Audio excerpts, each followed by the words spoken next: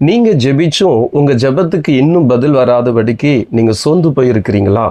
அல்லது எப்படி ஜெபிச்சா ஆண்டவர் நம்ம ஜெபத்தை கேட்பார் அப்படின்னு குழப்பத்தோடு கூட இருக்கிறீங்களா? எனக்கு ஜெபிக்கணும்னு ஆசையா இருக்குது, ஆனா 5 நிமிஷத்துக்கு மேல என்னால ஜெபிக்க முடியல, ஜெபிச்சாலே தூக்கமா வருது. இப்படி ஜெபத்தை குறித்ததான பல குழப்பத்தோடு கூட நீங்க இருப்பீங்கன்னா உங்களுக்கான வீடியோ தான் இந்த வீடியோ. இப்போ வாங்க நம்ம இந்த வீடியோக்குள்ள நம்ம போகலாம்.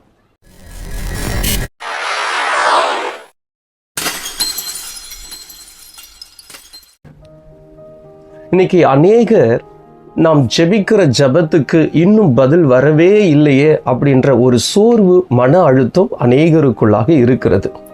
அதுலேயும் ஒரு சிலருக்கு பார்த்தீங்கன்னா நிறைய பேர் நான் ஜெபிக்கிற ஜெபம் ஒரு வேளை சரியான ஜெபமா, ஏன் என் ஜெபத்துக்கு இன்னும் பதில் வரல, ஏன் ஆண்டவர் என் ஜெபத்துக்கு இன்னும் பதில் கொடுக்காதபடிக்கு காலதாமதம் பண்ணுகிறார் என்ற ஒரு குழப்பமும் அநேகருக்குள்ளாக இருக்கிறது.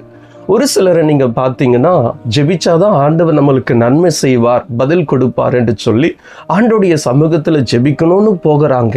ஆனால் அவங்களால ஒரு 5-6 நிமிஷத்துக்கு மேலே தொடர்ச்சியாக ஜெபிக்க முடியல. இப்படி ஜெபத்தை குறித்ததான பல குழப்பத்தோடு கூட இருக்கிற உங்களுக்கு ஒரு 3 காரியத்தை குறித்து இன்னைக்கு நான் உங்களோடு கூட பகிர்ந்து கொள்ள போகிறேன். இன்றைக்கு நம்பர் 1, யாக்கோபு 5ஆம் அதிகாரம் 17வது வசனம் சொல்லுகிறது, எலியா என்பவன் நம்மை போல பாடுள்ள மனுஷனாய் இருந்தும் மழை பெய்யாதபடி கருத்தாய் ஜெபம் பண்ணினான். முதலாவது, நம்மளுடைய ஜெபம் கருத்துள்ள ஒரு ஜெபமாக இருக்கிறதா அப்படின்னு நம்ம யோசிக்க வேண்டும். இன்னைக்கு நிறைய பேர் ஜெபிக்கிற அந்த ஜெபத்துல கருத்துள்ள ஒரு ஜெபத்தோடு கூட ஆண்டவருடைய சமூகத்தில் ஜெபிக்காததுனால தான் நம்மளுடைய ஜெபங்கள் இன்னும் காலதாமதமாய் ஆகிவிடுகிறது. ஒரு உதாரணத்தை நான் சொல்கிறேன். நீங்கள் படித்த படிப்புக்கு உங்களுக்கு தெரியும், எனக்கு இந்த ஒரு மேனேஜர் வேலை தான் கிடைக்கணும், இந்த கம்பெனியில் இந்த போஸ்டிங்கில் இவ்வளவு வருமானத்துக்குண்டான அந்த சேலரியை எனக்கு நீங்கள் கொடுக்கணும் அப்படின்னு சொல்லி ஆண்டோடைய சமூகத்தில் நீங்கள் கருத்தா ஞானமாய் நீங்கள் ஜெபிச்சிங்கன்னா உண்மையாகவே ஆண்டவர் உங்களுக்கு நீங்கள் ஜெபிச்சதை போல ஆண்டவர் உங்களுக்கு கொடுப்பார். இன்னைக்கு அநேகர் நீங்கள் படித்த படிப்புக்கு உண்டான வேலையை ஆண்டவரிடத்துல கேட்கறது இல்லை. நீங்கள் என்ன கேட்குறீங்க? ஆண்டவரே எனக்கு ஒரு நல்ல வேலையை கொடுங்க அப்படின்னு கேட்குறீங்க. அப்போ எந்த வேலை உனக்கு, எந்த வேலையை ஆண்டவர் கொடுக்கணும்னு விரும்புகிறாரு? நீ படித்த படிப்புக்கு ஒரு மேனேஜர் வேலை, ஆனால் நீ கேட்குறது என்ன? ஆண்டவரே எனக்கு ஒரு நல்ல வேலையை கொடு. அப்போ ஹவுஸ் கீப்பிங் வேலையை ஆண்டவர் கொடுத்தார்னா நீ ஏற்றுக்குவியா? அது எப்படி ஏற்றுக்க முடியும்? அப்போது ஆண்டவர்கிட்ட கேட்கணும், ஆண்டவரே எனக்கு இந்த வேலை வேணும், இந்த கம்பெனியில் எனக்கு இந்த ஒரு மேனேஜர் போஸ்டிங் வேணும், அல்லது ஒரு சூப்பர்வைசர் போஸ்டிங் வேணும். இப்படின்னா ஆண்டவர்கிட்ட கேட்டிங்கனால் ஒழிய ஆண்டவர் உங்களுடைய ஜெபத்துக்கு அவர் பதில் தருவார். இன்னைக்கு நிறைய பேர் கருத்தாய் ஜெபிக்காததுனால தான் இன்னைக்கு நம்மளுடைய ஜெபங்கள் கேட்கப்படாதபடிக்கு இருக்கிறது. ஒரு காரியத்தை நான் சொல்கிறேன். ஆண்டவராகிய இயேசு கிறிஸ்து கூட இந்த பூமியில் இருக்கும் பொழுது மத்தேயு எழுதின சுவிசேஷம் 6ஆம் அதிகாரம் 7வது வசனத்தை நீங்கள் வாசிச்சிங்கன்னா, நீங்கள் ஜெபம் பண்ணும் பொழுது அஞ்ஞானிகளைப் போல வீண் வார்த்தைகளை அலுப்பாதியுங்கள்.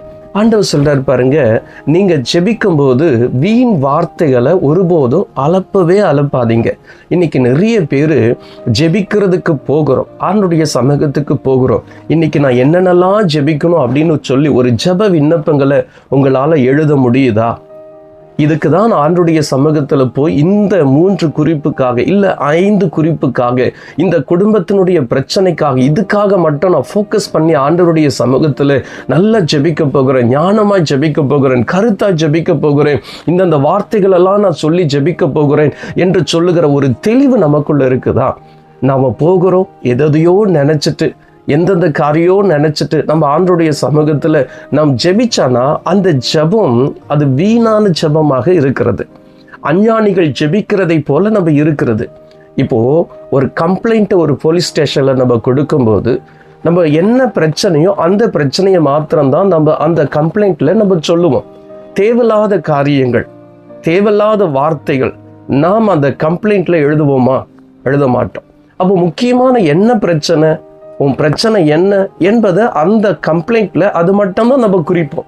அதே போலதான் ஆண்டவருடைய சமூகத்துல இன்னைக்கு நான் போய் ஜெபிக்க போகிறேன். இந்த 3 பாயிண்ட், ஆண்டவரே என் கணவர் ரட்சிக்கப்படணும், என் பிள்ளைங்க ரட்சிக்கப்படணும், அல்லது ஆண்டவரே எனக்கு ஒரு நல்ல வேலை கிடைக்கணும், அல்லது என் பிள்ளைகளுக்கு ஒரு திருமணம். இந்த 3 காரியத்தை ஆண்டவருடைய சமூகத்தில் எழுதி எடுத்துக்கொண்டு போய் அந்த பாயிண்ட்டை வைத்து நீங்கள் ஆண்டவருடைய சமூகத்தில் இந்த ஜெபத்தை ஜெபிக்கிறதுக்கு பரிசுத்த ஆவியானவர் எனக்கு உதவி செய்யும் என்று சொல்லி வார்த்தைகளை வாங்கி கொண்டு நீங்கள் ஆண்டவருடைய சமூகத்தில் நீங்கள் ஜெபிச்சு பாருங்க. உங்களுக்காக வானம் திறக்கப்படும். நிச்சயமாய் ஆண்டவர் உங்களுடைய ஜெபத்துக்கு பதில் கட்டாயம் அவர் செய்ய ஆரம்பிப்பார். ஆனால் இன்னைக்கு நாம இப்படிப்பட்ட ஒரு ஜெப விண்ணப்பங்களை ஆண்டவருடைய சமூகத்தில் கொண்டு போகாதபடிக்கு அந்த நேரத்தில் தான் இதுக்காக ஜெபிக்கணும், இந்த பிரச்சனை இருக்குது, அந்த நேரத்தில் தான் நாம் அந்த காரியத்தை குறித்து நம்ம பேசுவோம். என்னுடைய உபவாச ஜெபத்தில் நிறைய மக்கள் வருவாங்க.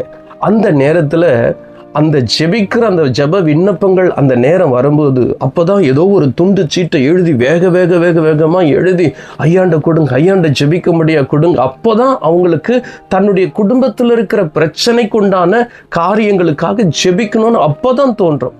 ஆண்டவருடைய சமூகத்துக்கு வரும்போது இன்னைக்கு இந்த 4 விண்ணப்பத்தை எடுத்துட்டு போக போறேன். இன்னைக்கு ஆண்டவருடைய சமூகத்தில் வைத்து இந்த 4 விண்ணப்பத்தின் மேல ஃபோக்கஸ் பண்ணி நான் ஜெபிக்க போகிறேன். கட்டாயம் ஆண்டவர் இந்த ஜெபத்துக்கு ஆண்டவர் பதில் செய்வார் என்ற ஒரு நம்பிக்கை, ஒரு விசுவாசம் அப்படி இருந்து நீ ஜெபிச்சனா உண்மையாகவே உன் ஜெபம் கருத்துள்ள ஒரு ஜெபமாக இருக்கும்.